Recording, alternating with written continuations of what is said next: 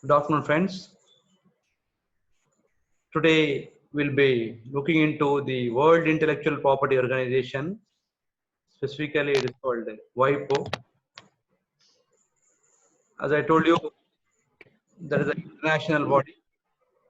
We need to know what is their roles and how they play roles in the implementation of intellectual property rights worldwide.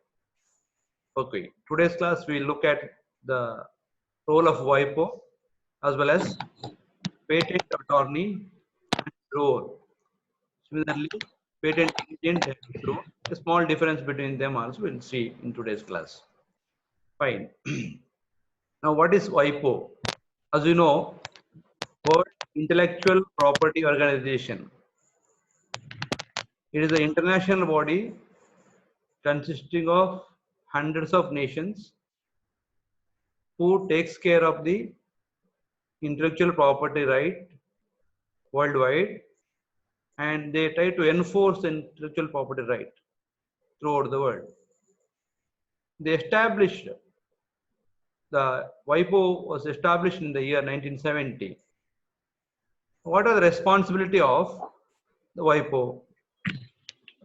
Say, like United Nations,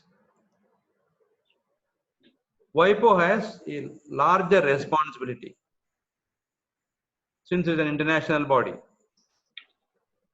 WIPO ensures that the rights of creators and owners of intellectual property are protected worldwide, and that inventors and authors are thus recognized and rewarded for their ingenuity.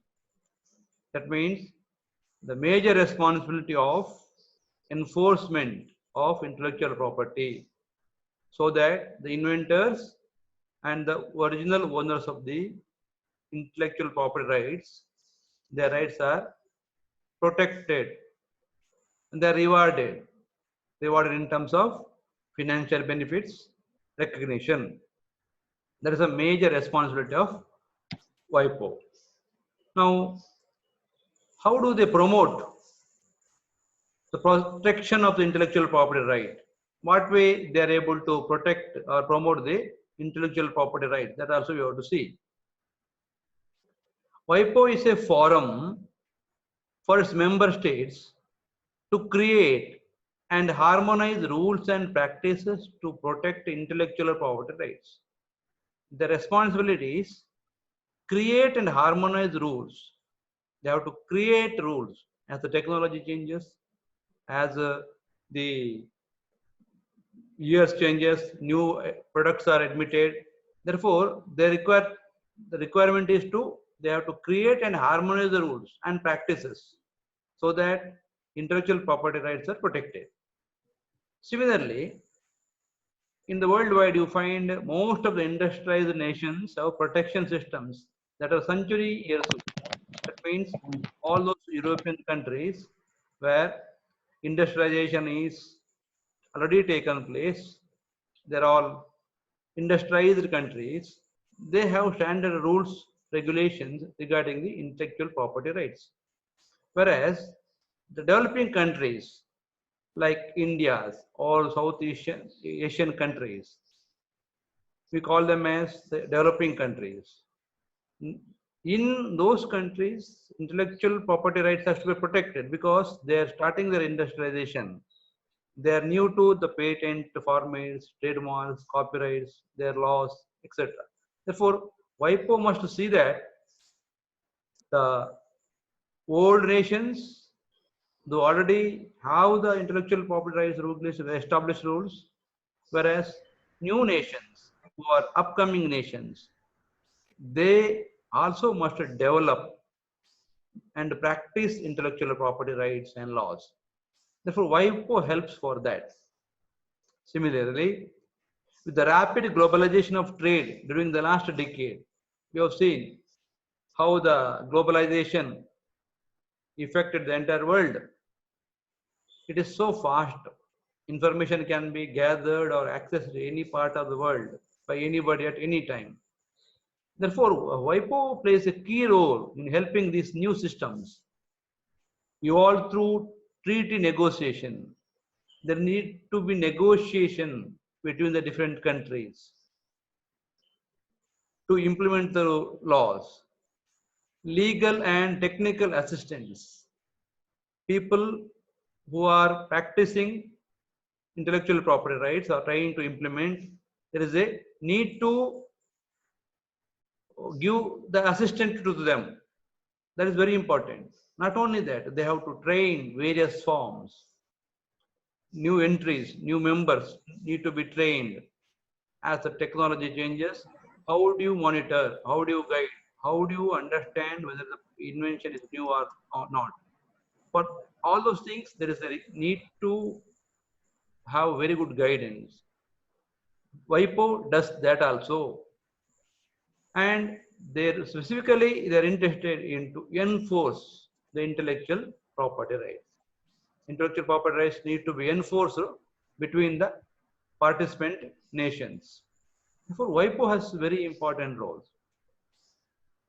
Also, WIPO provides global registration systems. As I told you, if you want to get the global patent, through WIPO you can apply for patents, trademarks, as well as industrial designs can be applied through WIPO. You can apply with one single application where worldwide all those nations who are the members of that WIPO treaty can give the patent in their respective areas.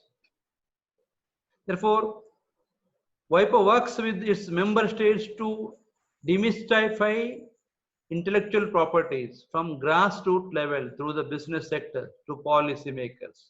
That means how the intellectual properties are demystified, means distributed or implemented at various levels from the grassroots level to business sectors, policymakers, ensure that its benefits are well known, properly understood and accessible to all. Everybody should know what is the benefit of intellectual property rights. They should understand it. That should be accessible to all. I told you patent information should be accessible to all those people who are interested in that. Common man to nations, organizations, industries. Therefore, WIPO has role to demystify intellectual property rights all over the world. Okay. Now, who funds WIPO? There should be funding requirements, right? Say, WIPO as such is a self-financed organization. That means they gather resources by themselves. How they get the finance? It is said that 90% of their annual budget they get through international registration services. So when you apply for a patent worldwide, you have to pay the fees for that. For registration, you have to pay the fees. Therefore, the major funding or budgetary requirement is met by registration services. Similarly, they publish it. The patents are published. That also gives them fine. That also gives them the fund. Similarly, arbitration. They need to arbitrate between the parties. When the legal issue comes, between the nations, they have to arbitrate. Between industries or the patent holder, right holder, they have to arbitrate. And in mediation activities, they act like mediators to solve the problems, to rectify the issues between the countries, between the patent holder and others. Therefore, they play all these roles. Accordingly, they will get the remuneration for that. They get the fund. That is very important. Say self-finance means that through registration they get money, patent application they get money, they do publications which can be marketed, arbitration they do when there is an issue, they send arbitrator to solve the issues, mediation activities they do, all those will give them financial stability. Only about 10% The remaining 10% of 90% they get from this way. About 10% is contribution by the member states. Member states also supposed to pay a particular fees, yearly fees. From that they get the total budget. Therefore, I hope I explained you the role of WIPO, how it is an important organization as far as intellectual property and its implementation is concerned. Okay. Next, we'll see few things about the patent agent. Already I told you, but still, for the completeness, sake of the completeness, we'll just have a look into it. That the patent agent is a qualified patent prosecution, qualified for patent prosecution. That means he is the person who can apply on behalf of you to the patent office. Say the role of patent agent is described in section 127 of the Patent Act 1970. Indian Patent Act 1970 tells very clearly the role of a patent agent. What he can do and what he should do, he can practice before the controller. He has to practice before the controller. There is a kind of training given to the patent agents. He has to undergo that kind of training.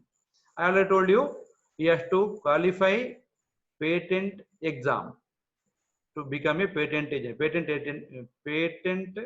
agent exam to get the qualification.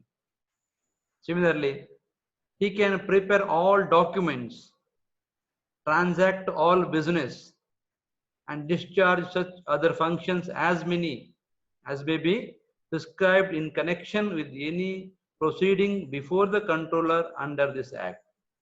He is the person to prepare the documents. He can do the transaction of all kind of business. He can do the discharge of those things, the responsibilities, other functions as may be prescribed. Whenever a patent office needs any documents, any certificates, clearance, the person who is supposed to deal with that is the patent agent. Therefore, he is an identified person by the patent authority. Now, similarly, another normal term we always come across is the patent attorney. Normally, they use interchangeably. People do not know very clearly what is the difference between them. Therefore, they use the term patent attorney as well. But patent attorney does not find a place in statute of Indian patent. As such, there is no place for patent attorney in the statute of India, because he is the one lawyer who will fight the cases in the court. A patent attorney is usually used interchangeably with the patent agent. Therefore, if a patent agent himself is a lawyer, then you don't require a second person. Patent agent should be science graduate. I told you.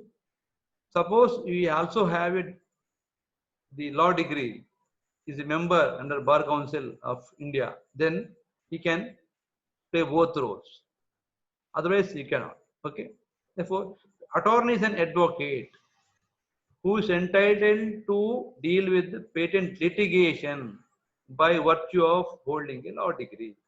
He is the one who can argue in the court because he has got a law degree about the patent litigations.